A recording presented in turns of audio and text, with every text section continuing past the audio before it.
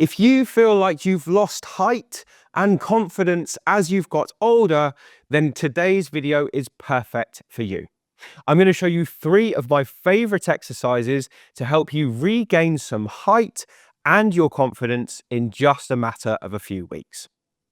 My name is Harlow and I'm an over-50s specialist physio, and I've helped thousands of people over the age of 50 to improve their confidence, their strength and their mobility, and I'm going to be showing you how to do just that today. Height loss with age happens predominantly for 2 reasons. The first reason is because of the discs in the spine, which are mostly made up of water.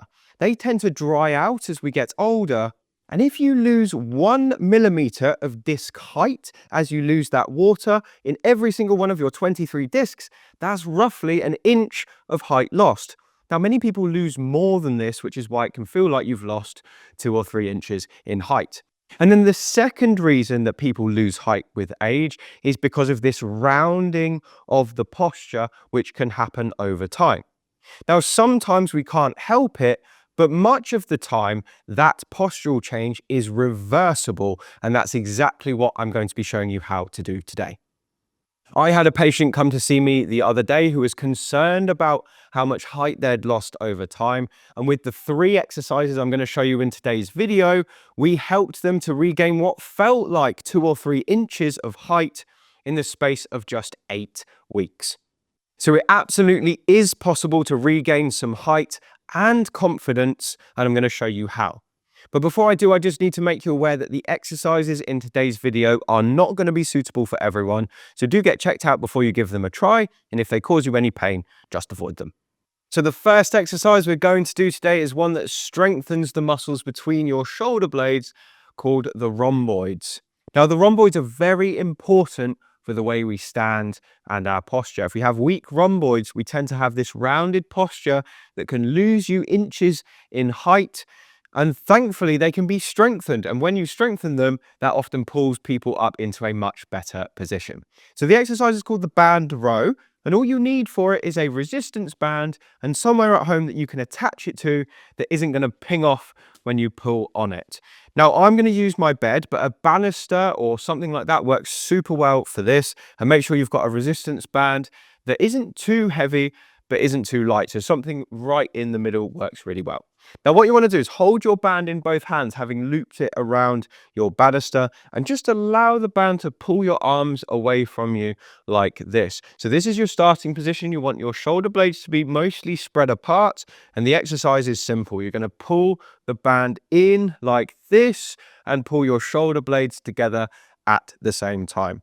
So squeeze your shoulder blades at the back there and then relax the band out like this. So as we're doing this, we want to keep a good posture. So squeeze your bottom to protect your back.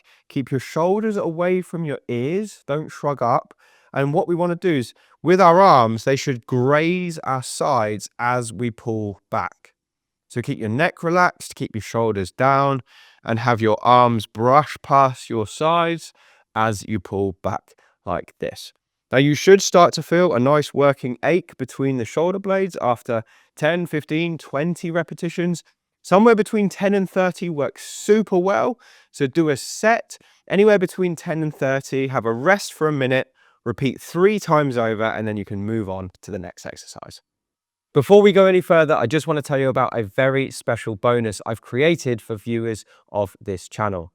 It's called the Complete Guides to Building Muscle and Strength over the age of 50. And if you're someone who is a little bit confused about how to go about starting the process of building muscle and strength, you don't know what equipment to use or what exercises to choose, this is perfect for you.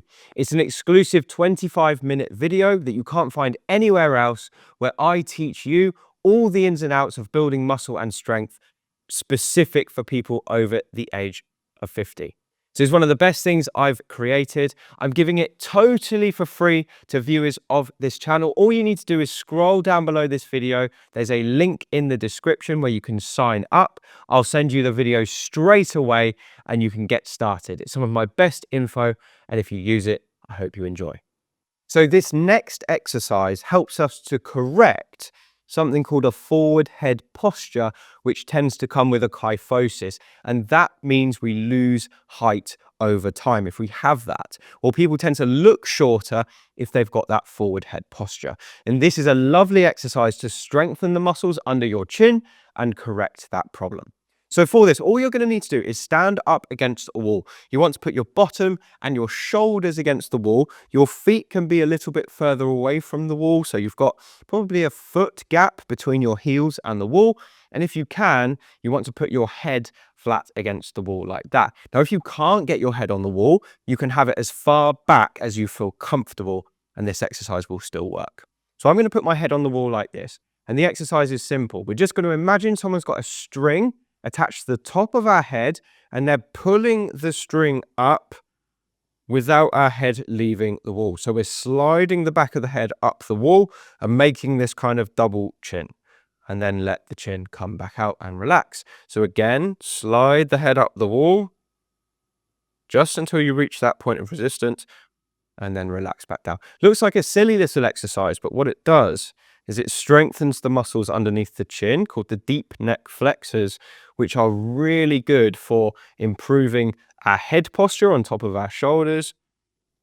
And they can be very effective at helping us stand straighter and with more confidence as well. Now, if you can't get your head on the wall, like I know many of people in my audience can't, get it as far back as you can. And imagine you've got a wall back there. You can still do the chin tuck without kind of putting your head forward. So you want to make sure that your head stays as far back as you can, and then you grow up like that, as if the top of your head, your crown, is trying to touch the ceiling, and then back down. So you can do this even if you can't get your head on the wall. That doesn't matter, but as long as you feel it underneath your chin, that's great. You might also feel something opening up at the back of the neck. Again, that's really good. Those are the facet joints just opening slightly, and that's going to help you as well.